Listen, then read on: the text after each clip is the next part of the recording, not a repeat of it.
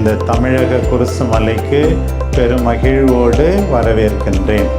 ஆண்டவருடைய பிரசன்னத்தில் வந்துவிட்டு நாம் மீண்டும் பழைய மனிதர்களாக இருக்கவே முடியாது.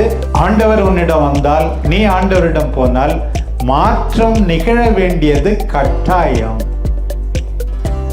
என் தாய்க்காக நான் கஷ்டப்பட்டு உழைப்பேன் என்று பேசியிருப்பார். ஆண்டவரே, உயிர் போய்விட்டதே, மீண்டும் உயிர் கொடுத்தீரே, நன்றி ஆண்டவரே. உங்களுக்கெல்லாம் கஷ்டம் இல்லை நான் சொல்ல முடியாது. படிப்பு பற்றி, வேலை கண்டுபிடிக்கிறத பற்றி, அப்பா அம்மாவால் புரிந்து கொள்ளாதை பற்றி, சில நேரத்தில் சில வலிகள், உடல் வலிகள், மன வலிகள் அப்படின்னு சொல்லுது அந்த பொண்ணு. தைரியம், அழுகின்றவர்களை பார்த்து அழாதே நம்ம சொல்லுவோம். ஆண்டவரை அவன் பார்க்க நினைத்தான், ஆண்டவர் அவனை பார்க்கிறார். ஆண்டவருக்காக ஒதுக்கின்ற எந்த நேரமும் குறியவர்களே, மிக மிக அருமையான ஒரு நற்செய்தி பகுதி. மிகவும் இளைஞர்களாகிய உங்களுக்கு பொருத்தமான ஒரு பகுதி. முதலாக உங்கள் எல்லாரையும் நான் மனமாற பாராட்டுகின்றேன். இன்றைக்கு இந்த சிலுவைகிரி, இந்த தமிழக குருசு மலையை தேடி நீங்கள் வந்ததற்காக. ஆண்டவருக்காக ஒதுக்கின்ற எந்த நேரமும் வேஸ்ட் கிடையாது, வீணான நேரமே அது கிடையாது. உங்களுடைய தாராளத்தை, முயற்சியை, பெருந்தன்மையை ஆண்டவர் பார்க்கிறார். அதற்கேற்ப உங்களை ஆசீர்வதிக்கிறார். இன்னொரு பக்கம், ஆண்டவரை தேடி நாம் ஜெபித்தால், ஒரு ஆலயத்துக்கு வந்தால், ஒரு புனித தலத்துக்கு வந்தால், நாம் மீண்டும் பழைய மனிதர்களாக இருக்கவே முடியாது. We can't come into the presence of the Lord and be the same again. ஆண்டவருடைய பிரசன்னத்தில் வந்துவிட்டு நாம் மீண்டும் பழைய மனிதர்களாக இருக்கவே முடியாது, இருக்கக்கூடாது. அதற்கு முக்கியமாக நான் அடிக்கடி லூக்கா நற்செய்தி 19 ஆண்டவர் சக்கேயுவின் வீட்டுக்கு சென்றதை பாடமாக காட்டுவேன். உங்களுக்கு தெரியும், எத்தனையோ தடைகள் சக்கேயுவுக்கு. அவன் குள்ளமாயிருந்தான், அது ஒரு தடை. அவன் பணக்காரனாயிருந்தான், அது ஒரு தடை. இந்த பணக்காரன் பாவி என்று நினைத்தார்கள், அதுவும் ஒரு தடை. பாருங்கள், அவன் வரி வசூலிப்பவன், அவன் செய்த தொழில் ஒரு தடை. கூட்டம் இருந்தது, அதுவும் ஒரு தடை. எத்தனையோ தடைகள். ஆனால் ஆண்டவரை பார்க்க வேண்டும் என்ற ஆசை அவனுக்கு இருந்தது. ஒரு விதத்தில் நீங்கள் கூட அப்படிதான் நினைத்திருப்பீர்கள். என்னதான் நடக்குது பார்ப்போமே, மற்ற இளைஞர்கள் வருகிறார்கள், நாமும் போவோமே, ஏதாவது நம் வாழ்க்கையில் மகிழ்ச்சி கிடைக்காதா, நிம்மதி இருக்காதா என்று தான் நீங்களும் நினைத்திருக்க கூடும். ஓரளவு நாம் முயற்சி செய்தால் ஆண்டவர் பல மடங்கு முயற்சி செய்து நம்மிடம் வருகிறார். பாருங்கள், ஆண்டவரை அவன் பார்க்க நினைத்தான், ஆண்டவர் அவனை பார்க்கிறார். ஆண்டவரின் கண்களிலிருந்து யாரும் தப்பவே முடியாது. நான் இருக்கிறது ஆண்டவருக்கு தெரியாது அப்படின்னு நீ நினச்சா அது நிச்சயம் முடியாது. ஆண்டவர் எல்லாவற்றையும் பார்க்கிறார், எல்லாவற்றையும் கேட்கிறார். எனவே அதை நாம் ஒருபோதும் மறந்துவிடக்கூடாது. ஆண்டவர் என்னை பார்க்கிறார். ஆண்டவர் என்ன சொன்னார்? நான் உன் வீட்டுக்கு வரேன் அப்படின்னு சொன்னார். சக்கேயு சொல்லியிருக்கலாம், வர வேண்டாம், மரத்திலிருந்து இறங்கி வர மாட்டேன். மகிழ்ச்சியோடு வரவேற்ற சக்கேயு. அதே போலத்தான் ஒரு விதத்தில் நீங்களும் மகிழ்ச்சியோடு ஆண்டவரை வரவேற்கின்ற நிலையில் இன்றைக்கு இருக்கிறீர்கள். உடனே என்ன நடக்குது? போன உடனே எல்லாம் பேசிக்கிறாங்க, இன்னும் இவன் வீட்டுக்கு போயிருக்கிறாரே அப்படின்னு சொல்லி. அவன் நினச்சி பார்க்குறான், இன்னைக்கு ஒரு நல்ல நாள். நீங்களும் நினச்சி பார்க்கணும், இவன் சோம்பேறி வாயாடி அப்படின்னு மற்றவங்க பேசிக்கிறாங்களே, இவன் ரொம்ப கெட்டவன் என்று மற்றவர்கள் பேசிக்கொள்கிறார்களே, ஆண்டவர் முன்னிலையில் அது உண்மையா பொய்யான்னு நமக்கு தெரியும். உடனே சக்கையை நினச்சி பார்த்தான், அது உண்மைதான் அப்படின்னு சொல்லி. உடனே சக்கையினுடைய பதில் பாருங்க, யாரையாவது ஏமாத்தி இருந்தா 4 மடங்கா திருப்பி கொடுக்குறேன், என் சொத்துல பாதியை ஏழைகளுக்கு கொடுக்குறேன். ஆண்டவர் உன்னிடம் வந்தால், நீ ஆண்டவரிடம் போனால் மாற்றம் நிகழ வேண்டியது கட்டாயம். கெட்ட கெட்ட படங்கள்லாம் பார்த்து வாழ்க்கை வீணா போகிறதே. ஆண்டவரே, நான் மாறப்போகிறேன், இன்றையிலிருந்து என்னுடைய சக்தியை, ஆற்றலை நான் உண்மையாகவே பயனுள்ள விதத்தில் செலவழிப்பேன். ஆண்டவரே, நேரத்தை வீணாக்குகிறேன் என்று பேசிக் கொள்ளுகிறார்களே, ஒரு மணித்துளியை கூட நான் வீணாக்க மாட்டேன். ஆண்டவரே, நான் சண்டையிடுபவர் என்று பேசிக் கொள்கிறார்களே, சண்டையிட மாட்டேன், பொறுப்போடு வாழ்வேன். இதுதான் நிகழ வேண்டிய மாற்றம். இன்றைக்கு இளைஞர்கள் மத்தியில் நிகழ வேண்டிய ஒரு மிகப்பெரிய மாற்றம். ஆண்டவர் சக்கையை எதிர்கொண்டார்.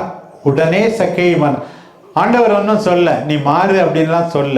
அவருடைய பிரசன்னத்தில் இருந்தாவே இல்லை, நான் இது வரைக்கும் செஞ்சது தப்பு அப்படின்னு சொல்லி நம்ம மாற வேணும். அதுதான் நான் சொன்னேன், எந்த ஒரு தியானமாக இருந்தாலும் கூட்டமாக இருந்தாலும் நம்மை புதிய மனிதர்களாக மாற்ற வேண்டும். இன்னைக்கு சிலுவகிரிக்கு மெனக்கிட்டு நீங்கள் இங்கேருந்து போகும்போது பழைய மனிதர்களாக இருக்கக்கூடாது.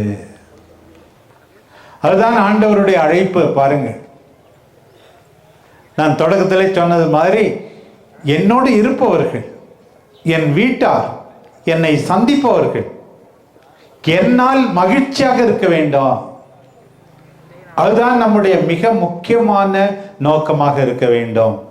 இது பாருங்க, இன்றைக்கு முக்கியமான விதத்தில் நான் இந்த பகுதியை தந்தை கோபி வாசித்தார் இல்லையா, அந்த நயின் நகர விதவை எப்படி கண்ணீர் விட்டு கதறி எழுதார். ஆண்டவர் அவருடைய ஒரே மகனை அவருக்கு உயிர்ப்பித்து கொடுத்தார்.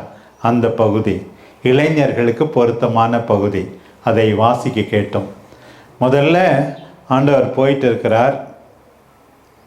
பாடை இறந்த ஒருவரை தூக்கி கொண்டு ஊர்வலம். விதவையினுடைய ஒரே மகன். முதல் வார்த்தை என்னன்னா, அவர் பரிவு கொண்டார். பைபிளில் நிறைய இடத்து இருக்கு ஆண்டவருடைய பரிவு. இந்த நல்ல சமாரியன் ஓமையிலையும் இதே வார்த்தை தான், பரிவு கொண்டு அங்கே குற்றுயிராய் அடிபட்டு கிடந்த அவனுக்கு உதவி செஞ்சான் அப்படின்னு சொல்லி. ஊதாரி பிள்ளை ஓமையில் கூட அதே போல தான், அந்த மகன் தொலைவில் வரும்போதே பரிவு கொண்டு அவர் ஓடினார் என்றெல்லாம் இருக்கு. பரிவு கொண்டார், இரக்கமுள்ள ஆண்டவர். அந்த தாயினுடைய வேதனையை பார்க்கிறார். இன்னைக்கும் உங்களுக்கெல்லாம் கஷ்டம் இல்லை நான் சொல்ல முடியாது. படிப்பு பற்றி, வேலை கண்டுபிடிக்கிறத பற்றி, அப்பா அம்மாவால் புரிந்து கொள்ளாதை பற்றி, சில நேரத்தில் சில வலிகள், உடல் வலிகள், மன வலிகள், இவற்றை பற்றி எவ்வளோ வேதனை இருக்கிறது. ஆண்டவர் பரிவு கொள்கிறார். அந்த தாயின் மீது பரிவு கொண்ட ஆண்டவர் உங்கள் மீது பரிவு கொள்கிறார். அடுத்தது ஆண்டவர் அந்த அம்மாவை பார்த்து, அம்மா அழாதே அப்படின்னு சொன்னார். ஆண்டவர் நம்மோடு இருக்கிறார், எல்லா நேரத்திலும் இருக்கிறார். நான் சொல்லுவேன் நிறைய மக்களுக்கு, உன் கஷ்டத்தில் என்ன செய்யணும், அந்த கஷ்டம் இன்பமாக மாற, துன்பம் இன்பமாக மாற 2 காரியம். ஒன்று, நீ யாருக்காக கஷ்டப்படுகிறாயோ அவர்களை அன்பு செய்ய வேண்டும். 2வது, அதைவிட முக்கியமாக ஆண்டவரிடம் ஜெபிக்க வேண்டும். ஜெபம் இருந்தால், அன்பு இருந்தால் எல்லா துன்பமும் ஒன்றுமே இல்லை. ஜெபம், அன்பு. நம்ம பிடிச்ச ஒரு பாடம் படிக்கணும்னா அவ்வளோ கஷ்டமாக இருக்காது. பிடிக்காத பாடம் இன்னும் கொஞ்சம் கஷ்டமாக இருக்கும். பிடித்த சகோதரனுக்காக ஒரு வேலையை செய்கிறோம் என்றால் அந்த வேலை சுகமாக இருக்கும். நான் பார்த்தேன், ஒரு படத்தில் போட்டிருந்தது, ஒரு சின்ன பொண்ணு அவன் தம்பி தூக்க முடியாத தூக்கிட்டு போகுது. இன்னமா அவ்வளவு சுமையாக இருக்கிறானே, ரொம்ப ஹெவியாக இருக்கானே, அவனை தூக்க முடியாத தூக்கிட்டு போறிய. he is not heavy, he is my brother அப்படின்னு சொல்லுது அந்த பொண்ணு. அவன் சுமையா இல்லை, ஏனென்றால் என்னுடைய தம்பி என்று அந்த பெண் குழந்தை சொல்லுகிறது பாருங்க. அதே போல அன்பு இருந்தால், ஜெபம் இருந்தால், ஆண்டவருடைய பிரசன்னத்தை உணர்ந்தால் துன்பம் துன்பமே இல்லை, துன்பம் சுகமாக மாறும். அம்மா அழாதே. இந்த ஆண்டவருடைய அந்த நிகழ்ச்சி என் மனசு ரொம்ப தொடுது. அழாதே. ஆண்டவர் நம்மை பார்த்து சொல்லுகிறார், அழாதே, நான் உன்னோடு இருக்கிறேன். ஆண்டவர் நம்மோடு இருந்தால், தானியேல் சிங்க குகையில் இருந்தாலும் சிங்கம் தலையணையாக மாறிவிடும். தானியேலின் நண்பர்கள் பாருங்கள், எரிகின்ற சூளையிலே அவர்கள் கிடந்தாலும் 4வது ஆளாக ஆண்டவர் இருந்து அது ஒன்றுமில்லாமல் குளிர்காற்றாக மாற்றி விடுவார். எல்லாம் ஆண்டவருடைய பிரசன்னத்தை உணராத போதுதான் துன்பம் துன்பமாக இருக்கும். அழாதே. ஆண்டவர் சொல்லுகிறார், அழாதே என்று.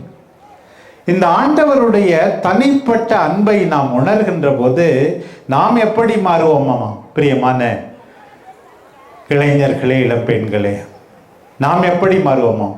நம்ம எல்லாருக்கும் அதே தாராளம், தைரியம். அழுகின்றவர்களை பார்த்து அழாதேன்னு நம்ம சொல்லுவோம். அப்பா அம்மா உன்னால் அழக்கூடாது, உடன்பிறப்புகள் உன்னால் அழக்கூடாது, உன் ஊரில் இருப்பவர்கள் உன்னால் அழக்கூடாது. நான் அடிக்கடி சொல்லுகின்ற ஒரு வார்த்தை, நம்ம மற்றவருடைய மகிழ்ச்சிக்காக இருக்கிறோம். ஒருவேளை மற்றவர்களுக்கு மகிழ்ச்சி தரவில்லை என்றாலும் பரவாயில்லை, அதைவிட முக்கியமாக யாருடைய கண்ணீருக்கா நாம் காரணமானவர்களாக இருந்துவிடக் கூடாது. யாருடைய கண்ணீருக்கும் காரணமாக இருக்கக்கூடாது. நம்ம எல்லாருக்கும் என்ன சொல்ல இருக்கிறோம்?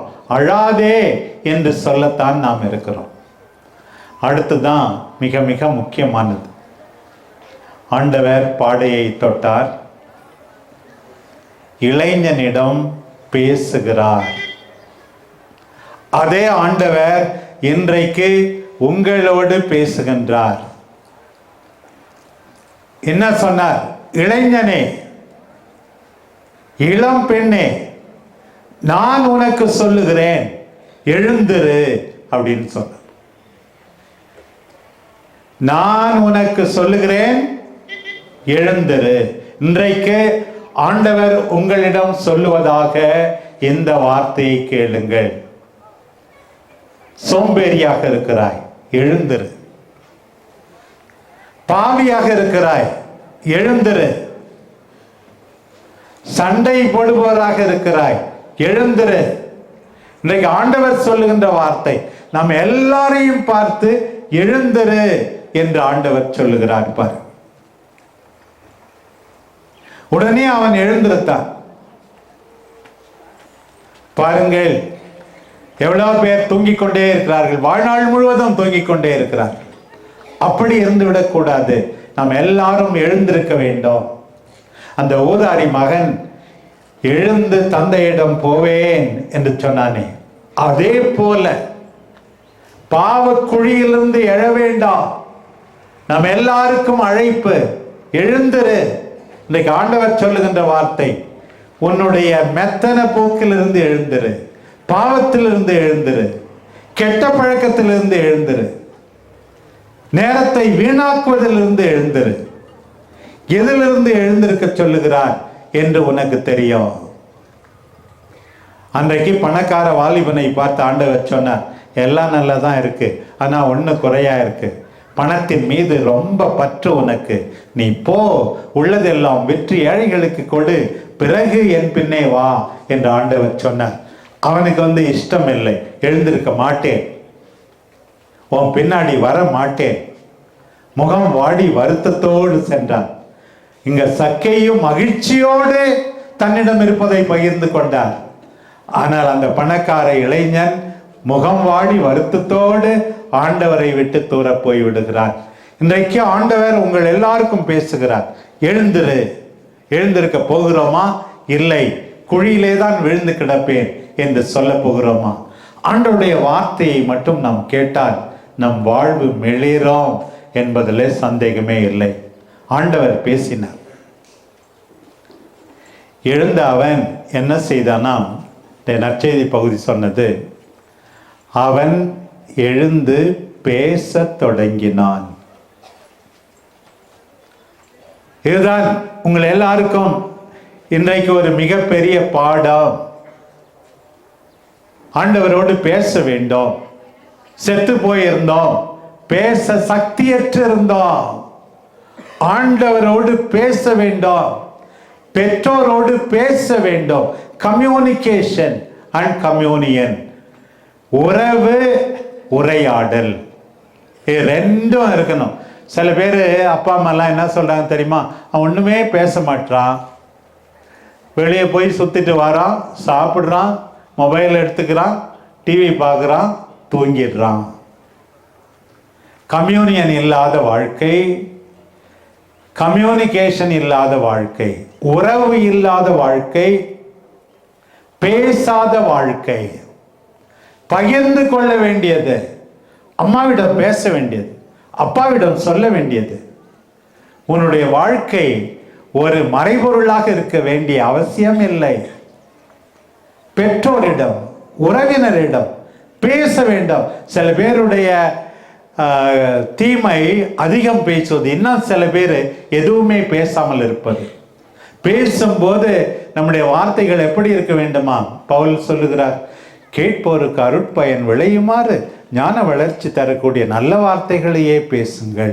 உறவு. அவன் ஆண்டவரிடம் என்ன பேசியிருப்பான்? அந்த விதவையினுடைய ஒரே மகன் உயிர்த்தெழுந்த பிறகு ஆண்டவரிடம் என்ன சொல்லி இருப்பான்? அதைத்தான் நீங்களும் நானும் இன்னைக்கு சொல்ல வேண்டும். ஆண்டவரே, உயிர் போய்விட்டதே, மீண்டும் உயிர் கொடுத்தீரே, நன்றி ஆண்டவரே.